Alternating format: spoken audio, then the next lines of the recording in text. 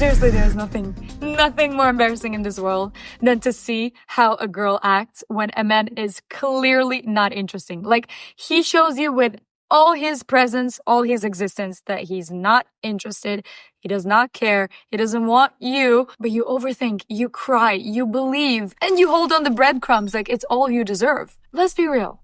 Men barely put any effort these days because they don't have to. Because why would they? There's so many gorgeous, stunning, smart, incredibly intelligent women that literally accept whatever he's giving. I myself see it all the time where we go on a group dinner, men and women, and girls are so easy to get. Like, it's embarrassing. It's insane. It blows my mind because I'm sitting and seeing how literally at the end of the dinner, she lets him do whatever he wants. He's literally all over her, kissing her, hugging her. Why put effort if so many girls are so easy to get? The truth is, most of it comes from the childhood. If you grew up with a mother who didn't show you with her own personal experience that choosing yourself is the number one priority, that loving yourself, taking care of yourself, is the most important thing you can do for yourself. How are you going to know how to choose yourself and how to walk away when you need to walk away? But also, so many of you lives with a victim mentality where you just blame your mother or your grandmother that they didn't give you a proper childhood, where you yourself already is a grown-ass woman and you can educate yourself, you can take care of yourself, and you can choose how to act in front of men. Girl, when you understand that you need to work not on your cooking skills and cleaning skills, but on your self-esteem, your self-worth, and your core values, so that in any situation you're capable of protecting and choosing yourself in your own heart, that's when you're going to truly feel like a strong, beautiful woman. Also, one of the biggest lessons that my Slavic mother has taught me in my life is that every new man in your life is better than a previous one. It's a rule. So many of you are attached or missing or in love with the wrong men. So today I'm going to help you how to get over someone and how to become even more desirable. It's not something from the books. It's something I lived through. When I was younger, I used to date older, very wealthy, very powerful, but emotionally unavailable men who taught me so many lessons because, oh my God, when you have a warm heart and you love someone like that, there's nothing but pain and a broken heart. So many men are just not capable of loving. And the more you change, the more you try to fix yourself thinking that there's something wrong with you, the more traumatized you get, babe. So step number one that you need to do in order to really move on is ask yourself, why do you care about someone who does not care about you? No, seriously, I'm not making fun of you right now. I'm genuinely asking, why do you miss someone who does not want you? A healthy person who faces rejection will naturally think, oh, okay, I'm not wanted here. What am I doing here? I will leave right now. They don't stick around hoping for scraps of attention. But if you keep wanting someone who doesn't want you, let me explain to you what's happening with you and why you want attention from this exact person. It's not about him. It's about chasing the win. Because if you win attention and love from a person who doesn't love anyone, even himself, you're going to feel so special, like you changed him. You got the love from that person. That validation will make you feel so special, but it's all in your head. Usually those kind of people who play games, they make you fall in love so much in the beginning. Like they will do everything to make you feel so special, to spoil you, whatever it takes. And then when you fall in love and you open your heart, they start pulling away because you start giving love, you start giving care. And they're like, whoa, what's going on here? This is dangerous. This is scary. This is something unknown. We do not want this.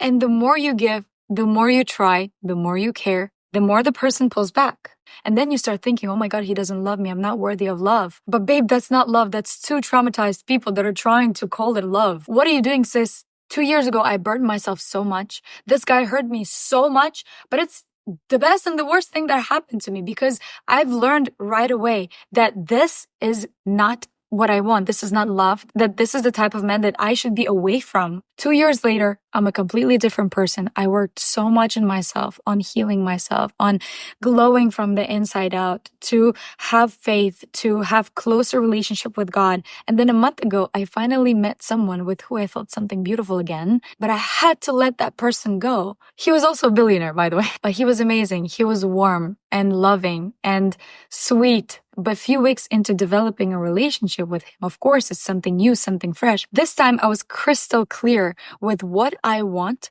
and what I need. Without any fear and any shame, I told him exactly what the definition of relationship is for me.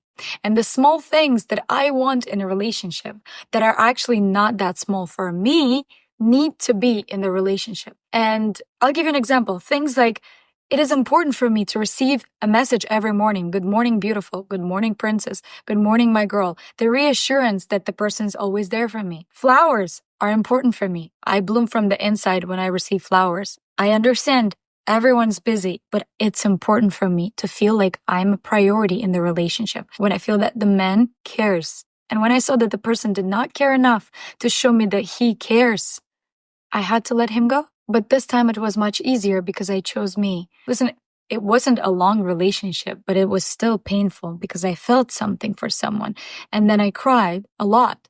Actually, I just cried for 5 minutes and then I was okay. It still hurts very much.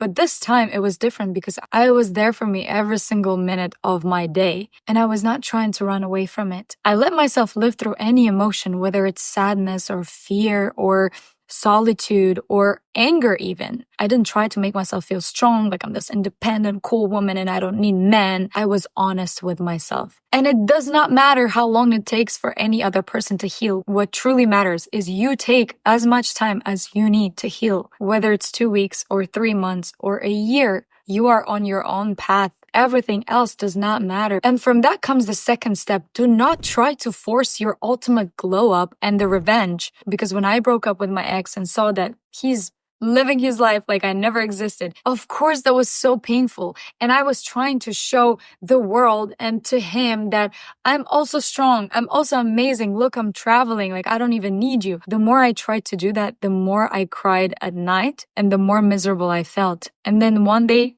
I just collapsed. I couldn't do it anymore. And I was crying and I gained 17 pounds in like 1 month because I was eating my brains out. I was binge eating so much. Insane. That was my coping mechanism basically. And that's another thing. When you don't have the inner strength, when you don't know how to support yourself, how to choose yourself, you destroy yourself. You're just picking on yourself like crazy and blaming yourself that you should have done things differently. Like, what the hell are you doing? Literally.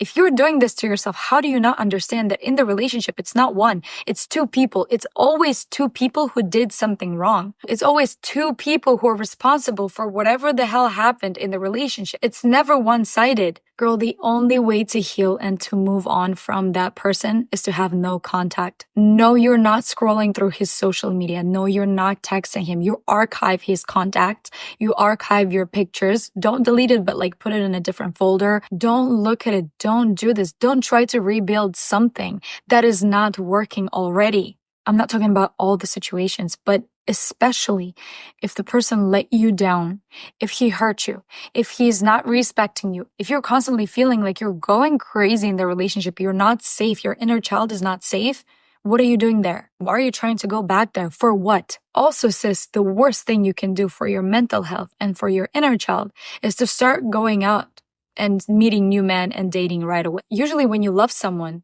at least for a certain period of time, you cannot look at any other men. They disgust you. You cannot pronounce the word men. And that's okay. And that will pass too. I promise. I've been there. I was so heartbroken. I thought I will never want to date anyone. I was in bed for days. My self-esteem was destroyed. And that all because my self-value and my validation was coming from men. Every time I had attention from men, I felt like I'm on top of the world. Every time I had no attention, no men trying to build a relationship with me, I was destroyed. But do you understand how dangerous that is? You're constantly on a roller coaster. What the hell is that? Step number 3, never love anyone in the world more than you love yourself. And not from a selfish perspective. I love myself and myself only.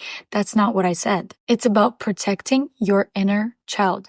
When you love a guy more than you love yourself, you're basically being in a childish position. You either have daddy issues and you're looking for a dad in the man who will save you, who will provide you safety, who will make you feel loved and take care of you, and you're just gonna be daddy's little girl. Usually that's the case for girls who fall in love with older men. Yes, I'm including myself in the club as well. But not anymore, babe, because now I look at the same men I used to look at before and I'm like, ew, what am I gonna do there? Like, they seriously don't even turn me on. Now, what turns me on is warm, kind, loving men. When I see a guy who has a huge heart, who cares, who shows the effort, I'm like, come here, baby. Literally. Nice guys, but also manly. If you did not have an example of a healthy relationship in your family, you can choose. You can stop for a second. You can use your brain and not do the things that you used to do before. You can pivot your whole life and choose a different scenario. Who said it's going to be easy? No, but you can change it. You can choose a completely different scenario. And instead of doing the same thing as your grandmother, your mother, you can change the story and give something completely different to your own daughter. Teach her completely different values. Give her completely different childhood. Most importantly, choose a completely different father. Your daughter cannot choose a father, but you always do. So what are you doing with this man? Step number 4 that will help you get over someone is that you need to remember, babe, that there's so many men in this world. I'm not saying that you shouldn't care about that one person and always keep options. No, that's stupid. But if the person that you chose, that you cared about, let you down and is clearly not choosing you, clearly is not your person, and not being a great potential husband and a father, remember there's so many men. Like, dicks are everywhere. Stop sitting at home. Go out. Get out of your house. They're everywhere. And if not him, definitely a better one. He's not the one, the only one that you will ever love. I promise. There's so many more men that are so much nicer, so much smarter, so much more handsome, so much richer than that guy. There's so many different options. You just need to simply believe that there is men that are capable of loving you, and it's not hard to love you. You're not hard to love. You're just with the wrong people. And do you know how hard sometimes I want to have my person right now with me? But it's not something that I can control. Only God knows. Only God has the perfect timing for him and for me to meet. So all I can do is to live, enjoy, and take the best care of myself. So the moment we meet, we're both thriving. It's not like I'm gonna sit and cry like, oh my God, I'm so miserable, lonely. I need a boyfriend. I want to have a boyfriend. Like, I'm enjoying every single day of my single life, because sometimes you just need to say, my future husband would never act like this, and move on. I believe that my man, my true person, even if he hears from me, I don't want anything serious, he will prove me with actions that he is the exception. I finally found a human who I never want to lose, and that human is me. Thank you so much, guys, for watching this video. It was a beautiful energy today. It was so nice and lovely to talk to you guys, like always, but this video just felt very special, and I truly appreciate every and each one of you. I will see you very, very soon in my new video, but before I say goodbye, remember that today is your day. Bye. I love you.